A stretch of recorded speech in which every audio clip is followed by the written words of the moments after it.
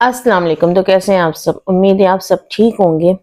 तो फाइनली उनकी वीडियो आ ही गई जिनके घर में फौतगी हुई थी, बच्चे का इंतकाल हुआ था। उन्होंने उस वीडियो में बताया कि मेरे बच्चे की मौत कैसे हुई। फारूक भाई का कहना है कि मेरे पास सारे प्रूफ मौजूद हैं कि डिलीवरी कैसे हुई और ये सब कुछ जो वो बयान करना अभी नहीं चाह रहे, और लोग कहते हैं कि ये फेक है, इनका बेबी हुआ ही नहीं था, और कहते हैं झूठ है। तो कह रहे हैं कि मैं अभी तो आपके साथ ये सच शेयर नहीं कर रहा हूँ, वक्त आने पे करूंगा। तो ये वक्त कौन सा आएगा कि जिसमें ये सच हमारे साथ शेयर करेंगे, ये हमें नहीं बता के गए। उनका कहना है कि अगर मुझे व्यूज कमाने होते तो मैं सारी की सारी वीडियोस बनाता, हर एक बात आपके साथ शेयर करता, जो उन्होंने नहीं की। फिर कहते हैं कुछ घटिया लोग ना खुद जीते हैं ना हमें जीने देते हैं। हमारे पास सारे प्रूफ मौजूद हैं, हमारा दिल नहीं करता कि हम ये बातें शेयर करें वाईटी पे आके। तो हमारा सवाल ये है कि अगर आपका दिल नहीं करता आपका ये चीजें शेयर करने का, तो सबसे पहली बात कि आपकी बेगम जब प्रेग्नेंट थी, नजमा, उनके जब डेज मिस हुए थे, तो उन्होंने ये बात क्यों वाईटी पे आके रखी कि मैं प्रेग्नेंट हूं? ये इस बात को छुपा सकती थी, मगर उन्होंने नहीं छुपाई। उन्होंने हर चीज आके वाईटी में शेयर की कि मेरी आज तबीयत ठीक नहीं है, आज मैं डॉक्टर के पास जाऊंगी, या दवाइयों का या कुछ भी, मगर अल्ट्रासाउंड वगैरह किसी को कुछ नहीं दिखाया। तो अगर आप इतने ही कहते हैं कि हमें नहीं दिखाने कोई प्रूफ, बस आपने वो उस वक्त फोटो खिंचवाई अपनी उस कमरे में बच्चे के साथ, बड़े फेस पे हाथ रख के, गमगीन होके, अपना फेस छुपा के। तो हमारा सवाल ये है कि उस वक्त भी वो फोटो की जरूरत नहीं थी, फिर आप सिर्फ बता देते ना हमें। आप कह रहे मैं हर चीज शेयर नहीं करता, तो वो फोटो क्यों शेयर की गई? आयशा ने शेयर की तो आप उसको मना कर सकते थे। आप कह रहे हैं कि मैं हॉस्पिटल साथ गया था, सब कुछ वहां पे मेरे पास प्रूफ मौजूद है। तो आयशा जो आपकी साली साहिबा है, वो आपकी बेगम के साथ मौजूद थी, आप हमें कहीं नजर नहीं आए। वो जब गाड़ी से उतरे, पहले आपकी बेटी आई, उसके बाद आप आए, और बच्चे को पहले से ही व्हाइट कपड़े में लपेटा हुआ था। तो क्या जब हम हॉस्पिटल जाते हैं, मेरा ये सवाल है कि अगर हम हॉस्पिटल जाते हैं बच्चे की डिलीवरी के लिए, तो उसके लिए हम अच्छे से कपड़े लेके जाते हैं, एक बेबी बैग बनाते हैं, वो कुछ भी नजर नहीं आया। अगर होता ऐसा तो आयशा जरूर शेयर करती, उसने इतना कुछ शेयर किया, इतनी बातें की, मगर ये हमें कहीं दिखाई नहीं दिया। वो शाम को 7 बजे से 7:30 के दरमियान वो पहुंच चुके थे वहां पे। फिर आप बाद में आए, फिर अपने कजन के साथ आए।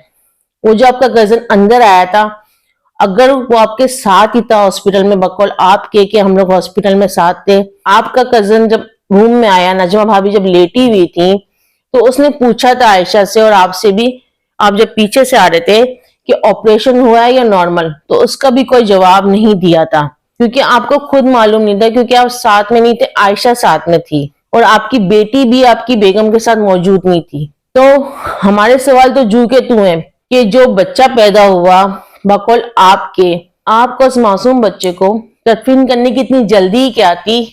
सर्दियों की रातें थी, आप रख सकते थे। हमें सुनने में आया बकौल रईस चाचा के, पहले वो ये बयान दे रहे थे कि मोहल्लेदारों ने बोला कि बच्चे को नदी में तदफीन कर दिया है। तो इसके बाद हम दिलबर भाई की वीडियो के बारे में बात करते हैं। उनकी आज वीडियो आई, वो कह रहे थे कि 3 महीने में डॉक्टर ने उनको कहा था कि बच्चे की दिल की धड़कन नहीं है। तो बच्चे की जब दिल की धड़कन नहीं थी, तो वो ग्रोथ कैसे हो रहा था, वो नशोनुमा कैसे पा रहा था माँ की कोख में? हमें तो ये समझ नहीं है जो उन्होंने ये बात रखी। ये हमारा सवाल है। अगर धड़कन ही नहीं थी तो 3 महीने में ही वो बच्चा दुनिया से रुखसत हो जाता ना, वो दुनिया में आता ही नहीं। उसके बाद कह रहे हैं कि 50% गलती नजमा की और फारूक की थी और बाकी अल्लाह की तरफ से। नौजुबिल्ला, आप कहना क्या चाह रहे हैं? ये अल्लाह की रजा होती है, अल्लाह की मर्जी होती है। आप ये कह सकते थे कि अल्लाह की रजा में हम खुश हैं। आपने ये कहा गलती इनकी थी 50%, बाकी अल्लाह। नौजुबिल्ला, आप ऐसी बातें कर कैसे सकते हैं? आपको समझ आती है जब आप वीडियो बना रहे होते हैं, कोई बयान दे रहे होते हैं, ऊपर से आप अपने चाचा रईस चाचा को बातें सुना रहे हैं कि उन्होंने आके ये बोला कि नदी में बच्चे को बहा दिया गया। भाई, आपने हमें ये क्यों नहीं बताया कि जो आपका पहला बेटा था उसकी कब्र कहाँ मौजूद है?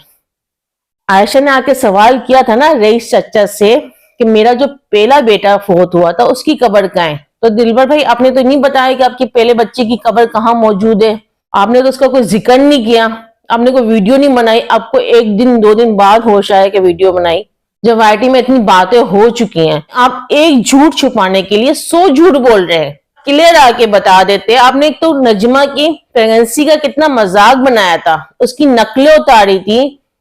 आपको याद है ना आपने क्या क्या किया था? आपने आज तक माफी मांगी उस चीज की? नहीं मांगी आपने। आप आगे से कह रहे हैं कि लोग बातें कर रहे हैं कि नदी में बच्चे बहा देते हैं हम, तो आप लोग के पास प्रूफ क्या है? आयशा जो बात करके गई है वो चुप करके बैठ गई है। उसके बाद फातिमा की वीडियो आई, उसमें भी कोई सेटिस्फाई नहीं हुआ, मुतमईन नहीं हम।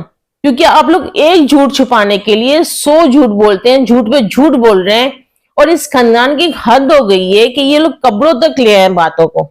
इसके बाद मैं गुलाम अंकल की बात करूंगी कि उनको फाइनली 3 दिन बाद होश आ गया कि वो अफसोस कर लेते और वीडियो बना लेते। फिर हम रईस चाचा की वीडियो के बारे में बात करते हैं। उनकी जिस दिन बच्चे का इंतकाल हुआ था उस दिन वीडियो आई थी कि नजमा 11 मंथ प्रेग्नेंट थी, मेरे सामने बाइक पे उतरी, अपना ख्याल नहीं करती थी, दरख्तों पे चढ़ती थी, उछल कूद करती थी। ठीक है, तो आज वो कह रहे हैं कि वो तो फेक था, वो तो था ही नहीं। आप कहना क्या चाहते हैं? पहले आप कह रहे हैं कि वो पहले प्रेग्नेंट थी 11 मंथ, फिर आप कह रहे हैं वो प्रेग्नेंट नहीं थी, ये सब झूठ है, ये सब फेक है। आप पहले कह रहे थे जिस दिन बच्चे का इंतकाल हुआ था, अपनी वीडियो देखिएगा, आपने कहा था कि मैं मोहल्ले में गया था, वहां पे मोहल्लेदार वालों ने कहा कि बच्चे का इंतकाल हो गया, उसको नदी में तदफीन कर दिया है। आज आप कह रहे हैं कि मोहल्ले वाले कह रहे हैं हमें पता ही नहीं कि इनके यहाँ क्या हुआ क्या नहीं हुआ, बेटा हुआ या बेटी हुई, हमें नहीं पता क्या गम हुई या खुशी हुई। तो आप ये 2 बयान दे रहे हैं, कभी आप एक झूठ बोलते हैं, कभी आप दूसरा झूठ बोलते हैं। एक झूठ छुपाने के लिए आप 100 झूठ बोलते हैं। ये बात मैं आपके लिए भी कहूंगी, क्योंकि आप अपनी वीडियो देखते नहीं, आप उसमें बोल क्या रहे हैं। नदी के पास कौन सी कब्रें होती हैं? वो बह नहीं जाती, वो ढह नहीं जाती। कब्रिस्तान में बच्चों की जगह नहीं थी। आप कह रहे हैं कि आयशा अपने पहले बच्चे का पूछिए, उसको जिस नाम से आप पुकारते हैं, आपके घर की इज्जत है, फिर भी आप अपनी माँ बहनों को इस नाम से पुकारते हैं। हैरत है। हम तो वही बात है कि आप एक दूसरे को खुद ही जलील कर रहे हैं। आप कह रहे हैं कि उसने दिलबर के पास अपना बेटा भेज दिया है, मगर जो अपने पहले बेटे का सवाल रख के गई है उसका भी कोई जवाब नहीं। नजमा की जो बेटी का था उसका भी किसी के पास कोई जवाब नहीं। जब हम लोग आपसे पूछते हैं कि आप बच्चे जो दुनिया में आते ही इंतकाल कर जाते हैं, माँ की कोख में इंतकाल कर जाते हैं, तो आप उसका करते क्या है? आप कह रहे हैं नदी के पास दफन किया गया है, तो आप कब्रिस्तान में दफन क्यों नहीं करते मासूम बच्चों को? ये थी इनकी वीडियो जिसमें मेरे कुछ सवालात थे, कुछ पॉइंट था जो मुझे क्लियर नहीं हुआ था, जो ये क्लियर करना भी नहीं चाहते। जो फारूक भाई आज आए, उन्होंने कहा कि हम शेयर नहीं करते, हमें अच्छा नहीं लगता। तो जिस दिन बेटे का इंतकाल हुआ था उसी दिन आपका ब्लॉग भी आया था, वो क्यों शेयर किया गया पब्लिक में? वो भी शेयर ना करते ना, अपनी रूटीन बताएगी, उसको एडिट किया गया, फिर यूट्यूब पे डाला गया।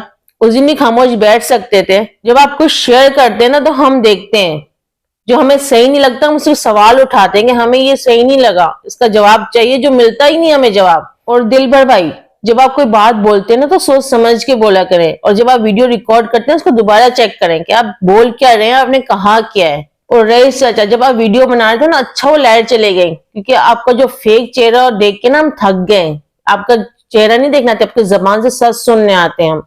तो आप एक काम किया करें कि वीडियो को ना ऑडियो पे ही रखा करें, क्योंकि आप जिस तरह से झूठ बोल रहे होते हैं ना, क्योंकि आपको खुद नहीं पता होता, खुद को देख देख के आप बोल रहे होते हैं यार मैं कितना अच्छा झूठ बोलता हूँ, मेरी शक्ल कितनी अच्छी लग रही झूठ बोलते हुए।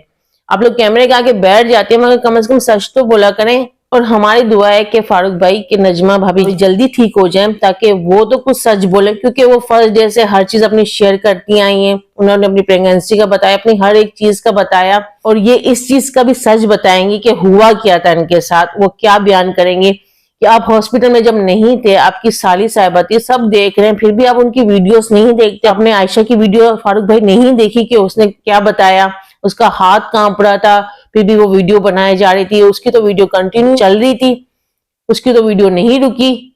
और आप कह रहे हैं कि मैं कुछ शेयर नहीं करने जाता, मैं कुछ सच नहीं बताना चाहता, वक्त आने में प्रूफ दूंगा। तो वो कौन सा वक्त आएगा? आप कब प्रूफ करेंगे? अभी ये बात चल रही तो आप प्रूफ करते ना, आज सामने आए थे। और मेरा मशवरा है कि इतनी ठंड में ना नजमा भाभी को बाहर मत सुलाएं, उनको रूम में सुलाएं ताकि वो सही से रेस्ट कर सके। इतनी ठंड में आपने उनको बाहर रखा हुआ है, वो भी बाहर लेटी नहीं है। तो बंदा जब हॉस्पिटल से आता है, उसकी तबीयत ठीक नहीं होती है, उनकी प्रेगनेंसी का मसला था, उनका ऑपरेशन हुआ है, बकौल आपके के ऑपरेशन थिएटर के आप जिक्र कर रहे थे, तो उनको रूम में होना चाहिए था। उनको बाहर लेटा के आप वीडियो आराम से बना रहे हैं, उनका ख्याल करें, आप अभी वीडियो को छोड़े, ठीक है। और जो सच बात है ना वो आगे बताना, और इस तरह से झूठ मत बोला करें आप लोग। झूठ बोलने से पहले ना आप एक दूसरे की वीडियोस देख लिया करें। या तो आपका स्क्रिप्ट बहुत कमजोर दिया गया था, ठीक है, कंट्रोवर्सी अब नहीं आए दिन आई जाती है, तो बड़ा करना आप सच बोला करें। तो मैं आपसे मिलती हूँ इंशाल्लाह नेक्स्ट वीडियो में। वीडियो अच्छी लगी हो तो लाइक कीजिएगा और चैनल को सब्सक्राइब कीजिएगा। अल्लाह हाफिज।